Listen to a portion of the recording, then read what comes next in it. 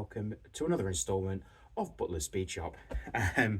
This will be a continuation of the last video on my new project, the 1971 GT6 with an MX5 engine, or Miata if you're in America. So, obviously, you've seen the project. What we're going to do, I think the first job is to hoink the engine out and probably move it backward and sort these engine mounts and see whether we can get some measurements and get the angle of the prop a little bit better. Obviously I will need to cut that prop, but it's only a temporary one anyway because I'm going to have to buy a proper prop. But I suppose we need to get her up in the air. So, without further ado, let's get cracking.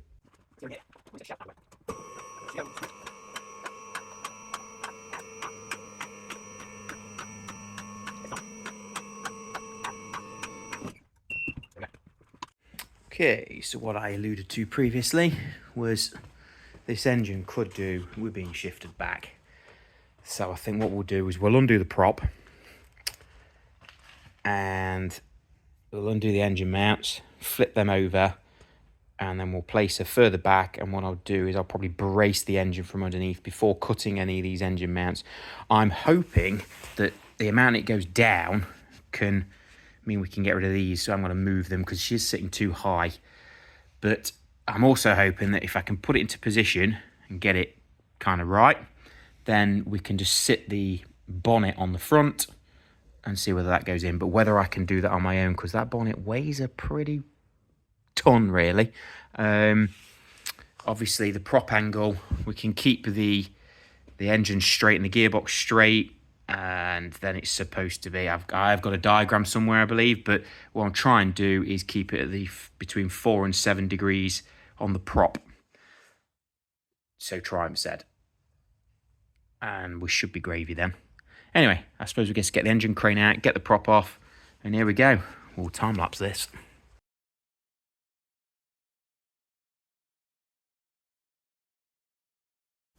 So they are off, even though it's only partially welded. What I'll have to do is hopefully can keep them pieces, not the bottom bits, because unless we do need to raise it up, but I don't really want to do it that way. We'll see. Clean those bits up with flap attack, and we should then be able to slide the engine into what I think position. We're going to have to cut that PPF though. Joys. As I was saying before with the chassis, she is in very, very, very good condition. So somebody's definitely started cleaning it up and everything and painting it before they started this job. Right, let's flap attack that. So, made some relief cuts in the old PPF mounting. Not cut too much out because I'd sooner cut less out now. And then find out we need to cut some more. So I think he's going to need more of this section, which is just casting anyway. There's nothing, no oil or anything goes through that bit. It's all up here and back there. So what we'll do is we'll slide it back into position. I'll get a jack ready, and let's see whether it's going to fit a bit better than it did. So we're getting closer. I've got to take more out of that area as well. Oh, hey up, Pooch. So yeah, got to take more out of that area, but closer, and I reckon just a little bit further back, and then we can lower her down. But saying that, we're not going to get much further down because of that. Now, I don't know what that's for. And then again, the engine is canted over to mark this side slightly, so yeah, she is. So I think that's probably going to be the reason why. Let's go ahead and trim a bit more out there and see if we can get it sitting downward. Soon I'd like it to be a bit further back, and as you can see, the oil pan is just above. Well, we should go a bit further down, shouldn't we? So then guys, she's near enough level. It's about 2 degrees sloping down. As I've checked, it's straight that way, but going towards the back, yeah, she drops down to about 88 off the back of the pinion. There's a 2 degree drop. Obviously that's 90, so she needs to come up a little bit. and then we're kind of good to go. But that's position 1 with it sitting over the rack, which I will show you. As you can see, it didn't go that far back, but she's sitting there. Obviously the engine does need to lift up ever so slightly, and I mean ever so slightly, not a lot, but I'm hoping it's enough in those mounts without having those crappy things on the back. But what I'll do is take the shifter out and I can lower the body down and see whether she'll fit. There we go. A little bit could do with being chopped off there, but it is what it is. Okay then guys, so off camera I thought I'd best check the pinion angle, because it's all right making those cuts in the body, but if the pinion angle is incorrect then we have got issues.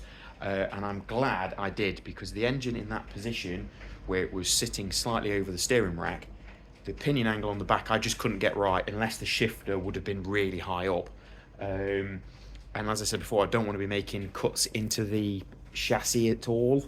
So if I'm making like recessed cuts in there, then I wouldn't have this problem because I could set it really low down. But I'm not wanting to do that.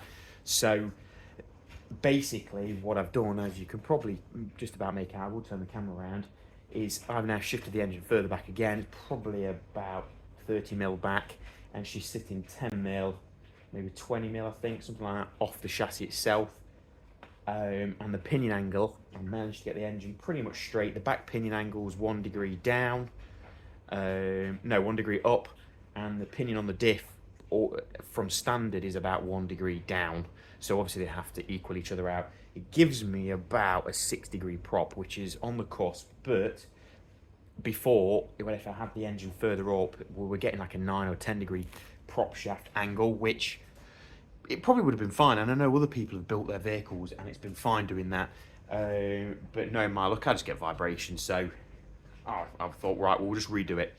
The only issue by doing it this way is more of the tub has got to be cut, which you can probably kind of see there's some holes in it. It's nearly there, but I've noticed when I've lowered the body down, which I will do again in a moment, the body is a bit further back. So what I actually need to do is put the front wheels on, and I can lower it down and try and push the actual chassis back, and then we can see whether it's in the correct place and any more cuts. I think there's probably a few more mil needs to come out in various places. Then I'll have to start with making my own tunnel and building everything back up. But the engine itself is in a far better position. But what I'll do is I'll turn the camera around and I'll show you. There we go, that's with it down. I think the engine actually looks quite good. In terms of it being a modern engine and an older style vehicle, I think it actually just fit the look of it. As you can see, the cuts I've had to make, there is this piece just here needs to be cut out. There's a piece on this side near the dipstick tube needs to be just cut out. And because the body's got to go further forward, I'm going to take a little bit more out of the shelf, and that should be enough. But what I need to do is just check how far we're off. I mean, we can't be too far off it, just because the back bolt holes are nearly there. I mean, she could be just slightly out of line. But as I was alluding to before, oh, there we go, that might have done it. I was just saying it was a bit too heavy, but it could be that it just needs shifting over. So I'm just going to try and shift that over and see what happens. So just as I'm taking weight out of the tub, I'm wondering why I can't shift it forward. I noticed the reason why. So we need to take a little bit more out, probably just where they've already done that cut, just so we can shift it forward. So that's going to be the reason why we couldn't move it. Not because of anything up here, because we're actually not really catching. Now you can probably see where it's going to need to be cut. That is fouling the back of the engine slightly. So we'll just have to take a little zip out of it. And it's pushing it back a bit, I think, as well. So that'll be another piece I need to do. But what we'll do is we'll cut this bit out first. Working on gas here, guys. So apart from just breaking the water temperature sensor, because this part of the shelf needs to be slightly trimmed, we are now absolutely bang on, and it was all because of that little bit. And the other side we're lined up, which means what we can do is we can soft mount that, as in put the bolts in. We can go and get the bonnet that's actually completely balked and knackered, but it will give us a test to see whether that engine is low enough. And as I said before, if it's not, that's just tough. There's no way I'm cutting anymore to get it low enough. So yeah, I think we'll be all right. It's certainly lower than it was, which, you know, that shifter position isn't too bad. I mean, I'm 6 foot, so that should put it in a decent enough area. Handbrake's going to be a bit of a test, but I think what I can do is the handbrake lever mount, is move that over to the passenger side, into that sort of gully that's there. Again, easy to kind of sort in the grand scheme of things. I have got a pedal box and everything over there to mount them on, just to make sure everything is kind of okay. Steering rack, the hole for it is just there. You see it's circular hole top left. There should be no reason why that won't fit. Let's just go in here. Oh, yeah, there's that. Well, I mean, I can see that there is the pinion for the steering rack, so we're still in line. There is nothing in the way of that. Absolutely perfect. Slave cylinder, pipe work. I mean, in the grand scheme of things, if you needed to bleed the clutch or anything on this, it's far easier than doing it on an MX5, because you'd have to go underneath. With this, you can do it all from there. And the best part about it is the body front panel rotates upwards, so you can just sit on the wheel. Obviously, I'm going to have to build a tunnel, which is something I've never done before. But there's always a first. So tub's always lines up pretty much as soon as you drop it down. She lines up fantastic. Obviously, I'm going to have to do stuff here. But I'm thinking, obviously, this bit needs to be trimmed back a bit so it meets this area. And we'll just make it straight. That needs to be dipped in so it doesn't catch the intake manifold. And we'll just have to build it up. There's not much can do about that. The tunnel, that's a job for a different day. What has occurred to me, though, I haven't put the prop on, so I need to put the prop back on and just make sure she still sits down in a decent enough position. I'm sure it will do, because the prop is below the gear stick anyway, and quite a considerable amount, so I don't think it should catch, but we might as well get that part sorted now. So another issue I need to address is, and I just noticed that's not a curved shape, is it? That tunnel, so I might be able to get away with actually either hammering that into a curve, because it doesn't need much clearance, it's just on that flat spot, or we cut it out, we make a curved piece, and then we weld it back in. We're going to have to sort that handbrake anyway, so, but there's no point in doing that until I've done the rear gearbox mount. And I don't think I've got any rubber that could be used as a rear gearbox mount. We'll have a look.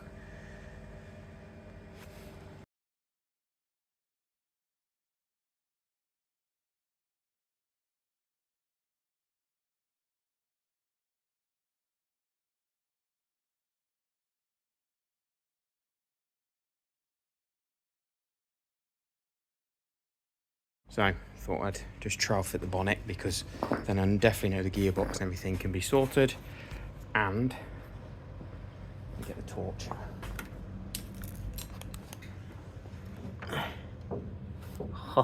Loads of room. I knew. Look at all that room. I knew it. I absolutely knew it.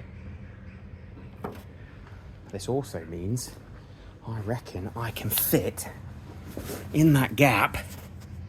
I need to measure, but I reckon in that gap we can fit my trusty go-to radiator as well.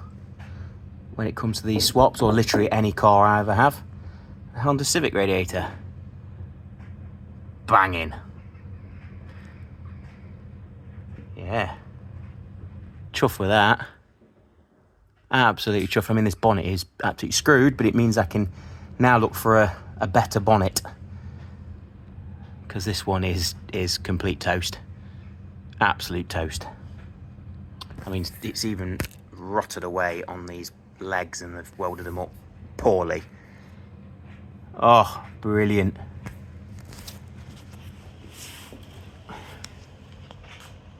Stoked about that.